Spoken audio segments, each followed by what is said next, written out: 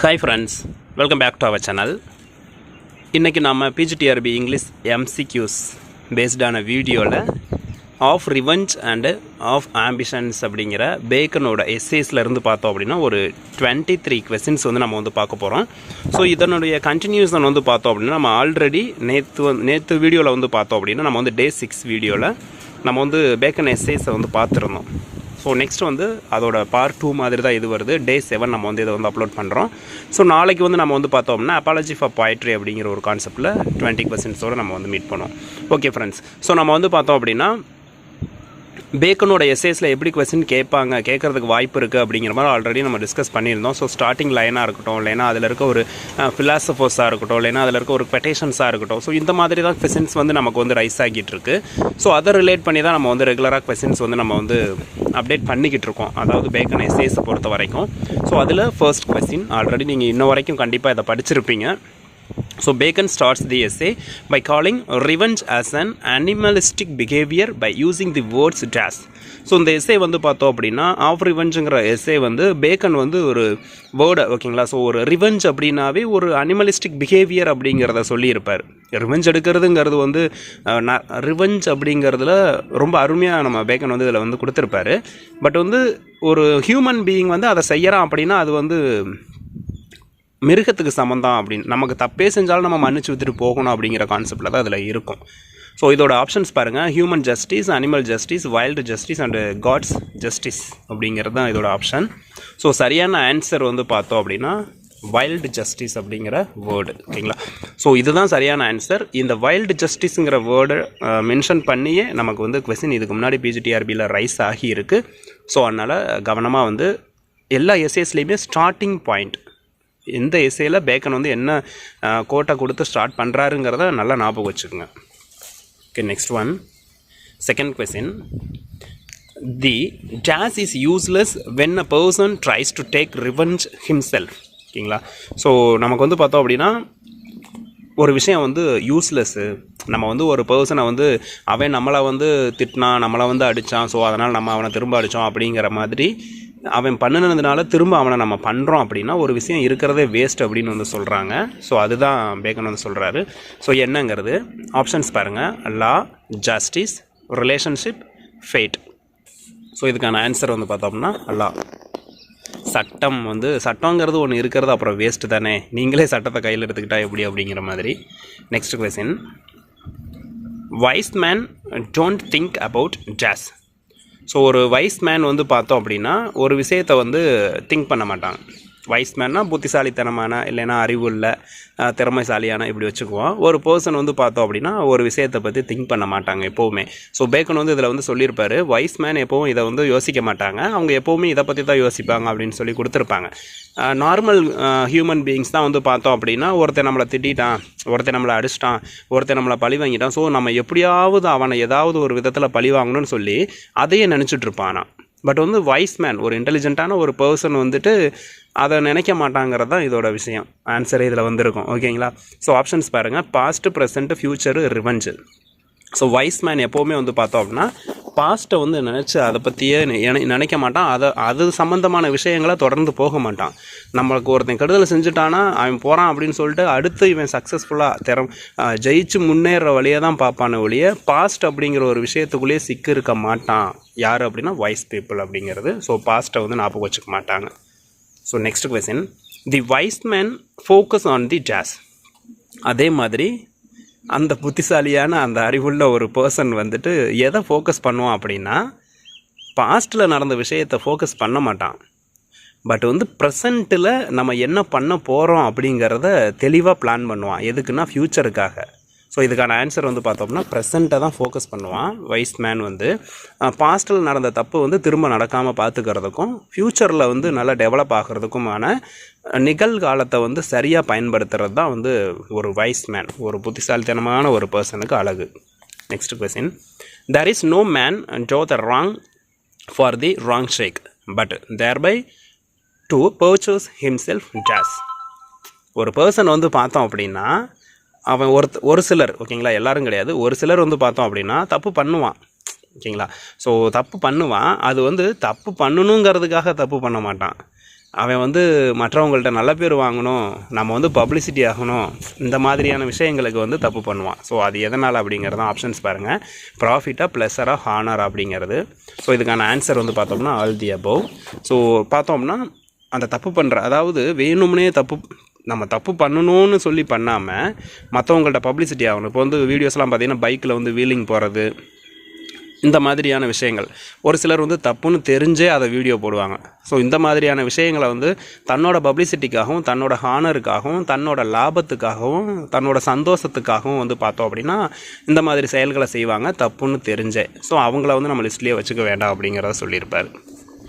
Next one, base and crafty cowards are like the arrow that flieth in the dash. இது வந்து பார்த்தோம் அப்படின்னா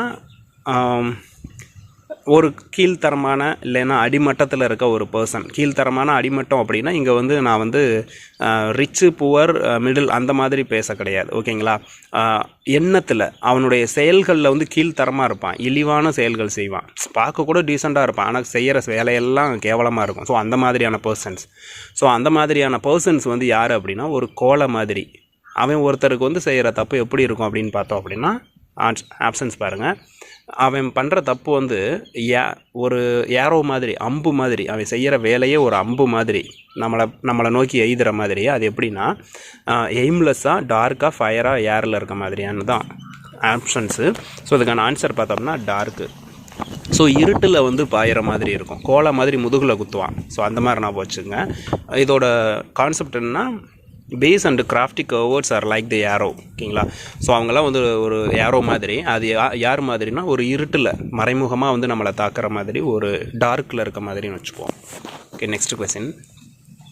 by quoting this a wisest Jewish philosopher, Bacon designates the quality of wise men that secret of their glory is they always ignores the wrongs from others. ரொம்ப நேரம் படித்த மாதிரி இருக்கும். இதோட கான்செப்ட் என்ன அப்படின்னா ஒரு பர்சன் வந்து அவங்க வந்து ஜூயிஷ் ஃபிலாசபர். ஓகேங்களா? Jewish philosopher. அவர் வந்து நமக்கு யார் தப்பு செஞ்சாலும் நீங்கள் திரும்ப நல்லதே செய்யுங்கப்பா அப்படின்னு சொல்லியிருப்பார். அது யாருங்கிறது தான் இங்கே கொஸ்டின்.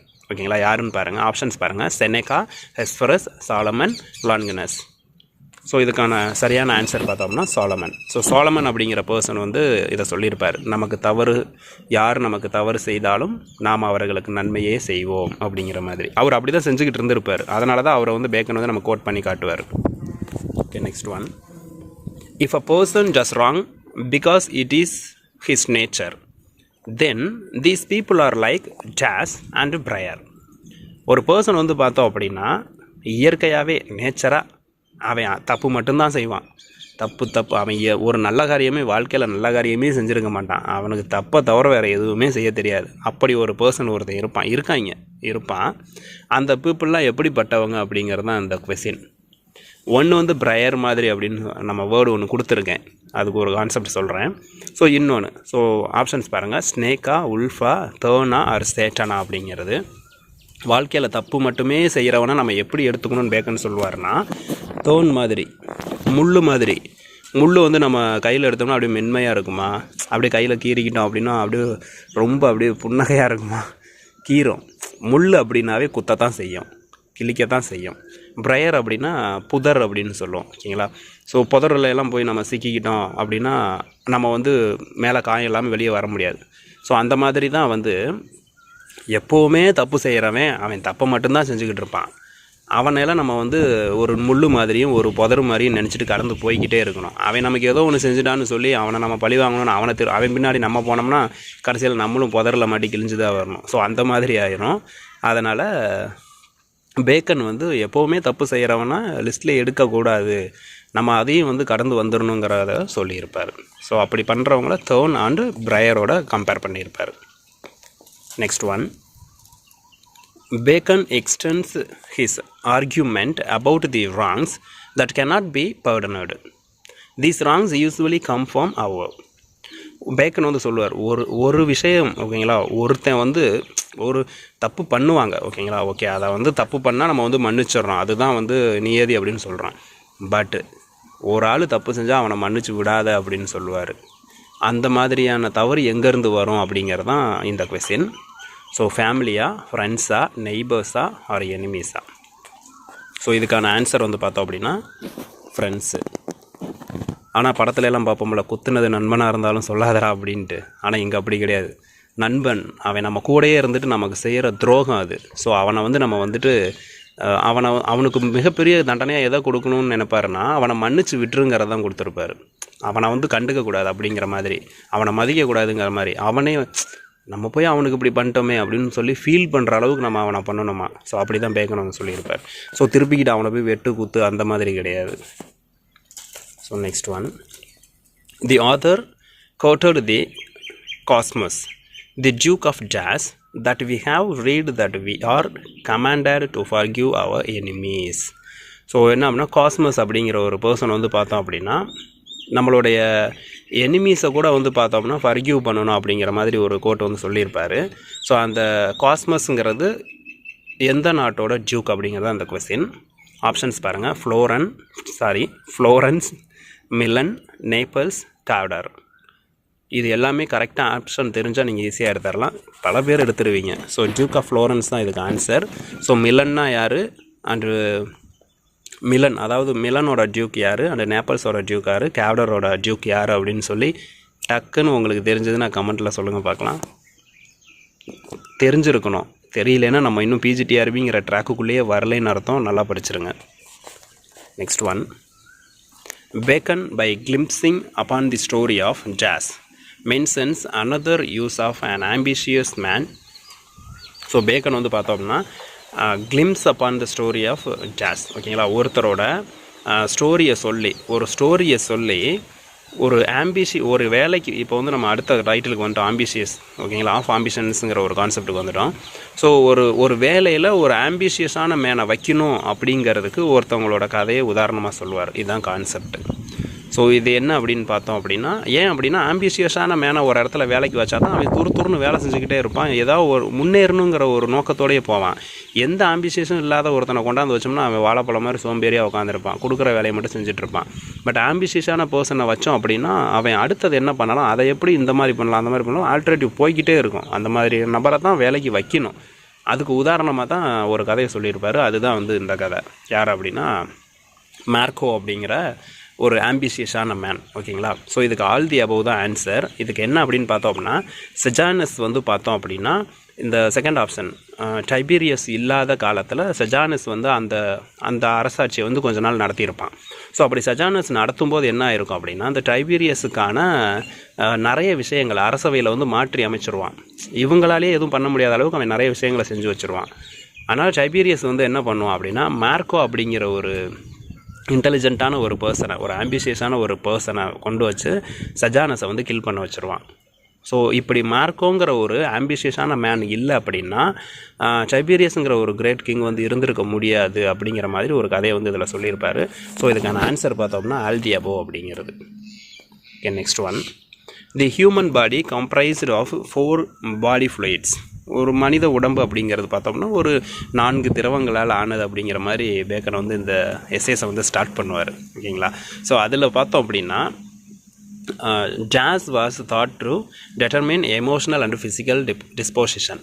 ஸோ நம்ம எமோஷ்னலாகவும் ஃபிசிக்கல் டிஸ்போசிஷனையும் வந்து நிர்ணயம் பண்ணுறது என்ன அப்படிங்கிறதா இதோட கொஸ்டின். ஸோ இதுக்கான ஆப்ஷன்ஸ் பாருங்கள், blood, choler, melancholy and all the above அப்படின்னு கொடுத்துருக்கேன். ஸோ இதுக்கான ஆன்சர் வந்து பார்த்தோம்னா காலர். இதான் வந்து answer. Next one, dash has the quality of making people restless and irritable to do some actions. So நமக்கு வந்து டைமிங் அதிகமாகிட்டு போகுது. ஸோ அதனால் கிட்டத்தட்ட 14 நிமிஷம் வந்துருச்சு. கொஞ்சம் ஃபாஸ்ட்டாக போவோம், நிறைய கதை பேச வேணாம். So this has the quality of making people restless and irritable to do some actions.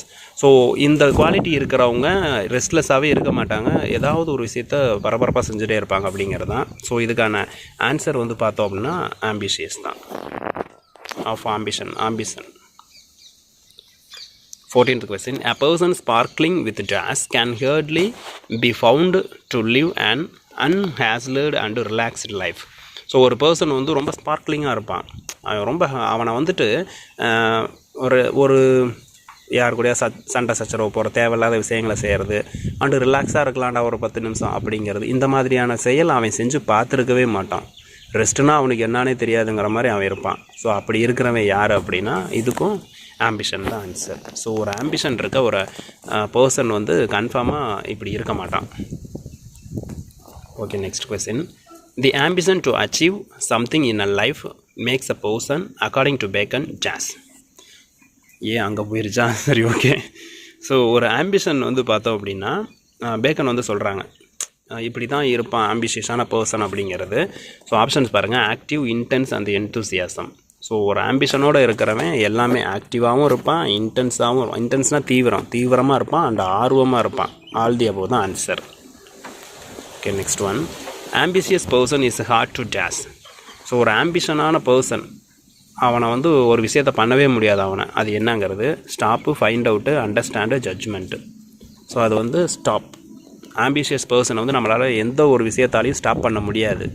இதுக்கு ஒரு காமெடி இருக்குது. அவனை அப்படி ஏதாவது பண்ணி ஸ்டாப் பண்ணிட்டோம் அப்படின்னா யார் ஸ்டாப் பண்ணுறாங்களோ அவங்க வந்து லாஸ் ஆவாங்க, ப்ளஸ் அவங்களால முன்னேறவே முடியாது. யார் ஆம்பிஷியஸ் பர்சனை வந்து ஸ்டாப் பண்ணுறாங்களோ அவங்க ரொம்ப கஷ்டப்படுவாங்கங்கிற மாதிரி ஒரு கான்செப்ட் இதில் வந்து இருக்கும்.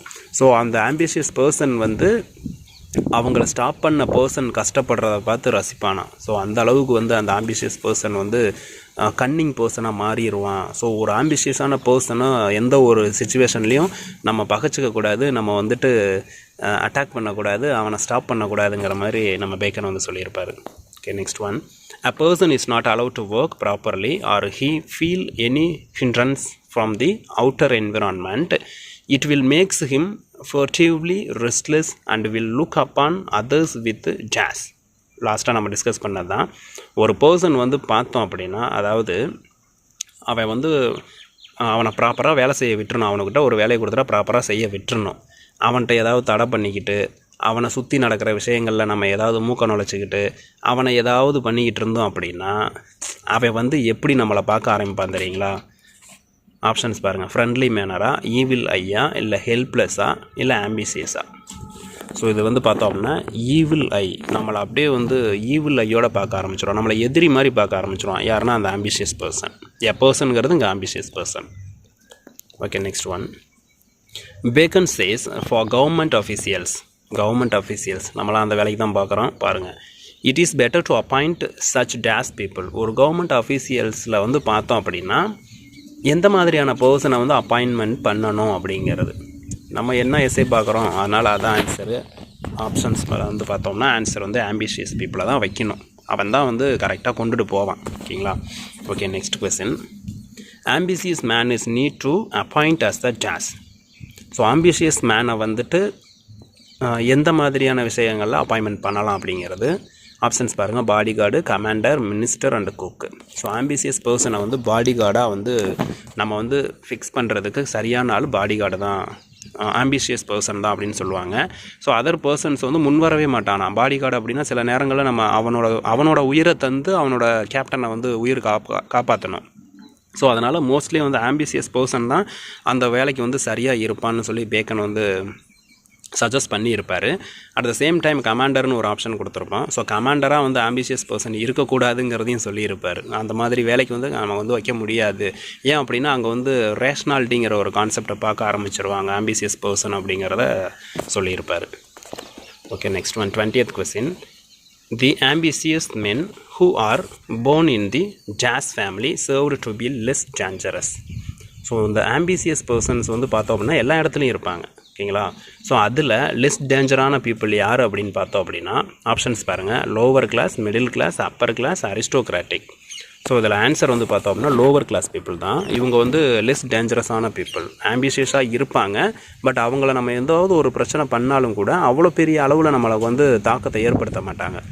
பட் இதுலேயே அரிஸ்டோக்ராட்டிக்கு, அப்பர் கிளாஸ் பீப்புளெல்லாம் நம்ம வந்து பகைச்சிக்கிட்டோம் அப்படின்னா மோர் டேஞ்சராக இருக்குமா. அது எதை வச்சு சொல்கிறேன்னு தெரில. So next one. If the candidate has a repulsive and fearful person, then it is good to appoint as a task. So ஒரு பர்சன் வந்து ரெப்புல்சிவாகவும் ஃபியர்ஃபுல் பர்சனாகவும் இருக்கிறாங்க அவங்கள வந்து இந்த வேலைக்கு வந்து நம்ம சேர்க்கலாம் அப்படின்னு சொல்லி சஜஷன் பண்ணுறாரு. அது என்னன்னு பாருங்கள், பாடி கார்டா, கமாண்டரா, செக்யூரிட்டியா, இல்லை செக்யூரிட்டி கவுன்சிலா, இல்லை சோல்ஜரா அப்படிங்கிறது. ஸோ இதுக்கான ஆன்சர் வந்து பார்த்தோம் அப்படின்னா செக்யூரிட்டி கவுன்சில். ஸோ அந்த ஒரு ஃபியர்ஃபுல்லான ரெப்பல்சிவான பர்சனை நம்ம அதில் வச்சாதான், செக்யூரிட்டி கவுன்சிலில் வச்சாதான் நம்ம அவங்ககிட்ட வேலை வாங்க முடியும். நமக்கு வந்து பயப்படுவான், நம்ம சொல்கிறத செய்வான், சரியாக இருக்கும். ஆனால் ஒரு ஆம்பிஷனான பர்சனை வந்து செக்யூரிட்டி கவுன்சிலில் வைக்கிறோம் அப்படின்னா அவன் நம்மளை தூக்கி சாப்பிட்டு போயிடுவான். அதனால் செக்யூரிட்டி கவுன்சில் மாதிரியான விஷயங்களுக்கு நம்ம வந்து எப்படி இருக்கணும் அப்படின்னா ஃபியர்ஃபுல்லான பர்சனையும் ரெப்பல்சிவான பர்சனையும் தான் வைக்கணும்னு சொல்லி பேக்கன் வந்து சொல்லியிருப்பார். அதாவது ஒரு நிறுவனத்தில் வந்து எந்த மாதிரியான வேலைக்கு வைக்கலாம், எந்த மாதிரியெல்லாம் இருப்பாங்கங்கிறத பேக்கன் அப்பயே எழுதி வச்சுட்டு போயிருப்பார். நிறைய ப்ரைவேட் கம்பெனிஸ்லாம் இந்த ஆம்பிஷியஸ் இந்த ஆஃப் ஆம்பிஷன் அப்படிங்கிற எஸ்ஏஸை படித்தாங்கனாவே வச்சு செஞ்சுருவாங்க ஒர்க்கர்ஸை. அந்த மாதிரி நல்லா எழுதியிருப்பார். Okay, the things that associated with the honour jaws. So நம்ம சில விஷயங்கள் இதில் நான் கொடுத்துருக்க சில விஷயங்கள் ஹானரோடு அசோசியேட் ஆகும். ஸோ அது என்ன அப்படிங்கிறது தான். To do well for others, மற்றவங்களால செய்கிறது. To reach a glorious position in a சொசைட்டியில் ரொம்ப பிரகாசமாக நல்ல ஃபேமஸாக இருக்கிறது. To rise is the fortune, அவங்களுடைய ஃபார்ச்சூனை வந்து உயர்த்திக்கிறது. ஸோ இது வந்து எந்த மாதிரியான பீப்புளோட வந்து ஹானரபிள் பீப்புளோட எது வந்து கான்செப்ட் மேட்ச் ஆகுங்கிறது தான். ட்ரெயின் வந்துருச்சு, அதான் கான்செப்ட் எனக்கு இதாகுது. ஓகே, இதுக்கு ஆன்சர் பார்த்தோன்னா ஆல் தி அபோவ் தான். ஹானரபிள் பர்சன் இப்படியெல்லாம் இருப்பாங்க, அதாவது ஆம்பிஷியஸ் பர்சனும். Okay, next guidelines for the emperors in choosing their ministers. So நம்ம பேக்கன் வந்து பாருங்கள், மினிஸ்டர்ஸை வந்து சூஸ் பண்ணுறதுக்கு கைட்லைன் கொடுத்துருப்பார். ஸோ அதில் இது எது அப்படிங்கிறது ஆப்ஷன். ஆப்ஷன்ஸ் பாருங்கள். They should hire the people who are sensitive to their duty. அந்த மினிஸ்டர்ஸ்க்கு எடுக்கிறோம்னா யார் டியூட்டியில் சிறப்பாக இருப்பாங்களோ அவங்கள எடுக்கலாம். Love their work and are ambitious, அவங்க வேலையை வந்து விரும்பி செய்யணும், ஆம்பிஷியஸாகவும் இருக்கணும்.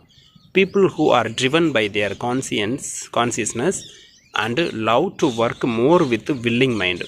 ஸோ அவங்க வந்து பார்த்தோம் அப்படின்னா பீப்புள் வந்து பார்த்தோம் அப்படின்னா அவங்க வேலையை வந்து பிடிச்சி செய்யணும், ப்ளஸ் அதே சமயத்தில் அவங்களா விருப்பத்தை ஓகேங்களா நம்ம சொல்கிறதுக்கு முன்னாடி அந்த வேலையை செய்கிறது. ஸோ அந்த மாதிரி பர்சனாக இருக்கணும். ஸோ அப்படிங்கிற ஆப்ஷன்ஸ் கொடுத்துருப்பாங்க. ஸோ இதுக்கான ஆன்சர் பார்த்தோன்னா ஆல் தி அபோவ் தான். இதெல்லாம் கைட்லைன்ஸாக வந்து நம்ம பேக்கன் வந்து கொடுத்துருப்பார் மினிஸ்டர்ஸ் வந்து கொடுக்கறதுக்கு. இதோட நமக்கு வந்து கொஸ்டின்ஸ் முடிஞ்சிருச்சு அப்படின்னு நினைக்கிறேன். முடிஞ்சிருச்சு. ஓகே ஃப்ரெண்ட்ஸ், ஸோ இந்த வீடியோ இதோட முடிச்சுக்கலாம். இந்த வீடியோ உங்களுக்கு பிடிச்சிருக்கு அப்படின்னா லைக் பண்ணி உங்கள் ஃப்ரெண்ட்ஸுக்கு ஷேர் பண்ணுங்கள். நீங்கள் நம்ம சேனல் வீடியோவை முதல்ல பார்க்குறீங்க அப்படின்னா மறக்காமல் சப்ஸ்கிரைப் பண்ணுங்கள். இன்னும் நிறைய பேர் சப்ஸ்கிரைப் பண்ணாமல் தான் பார்த்துட்ருக்கீங்க. அண்டு தயவு செஞ்சு இந்த வீடியோவுக்கும் ஒரு லைக் பண்ணிடுங்க. Thank you. Thanks to all. Bye.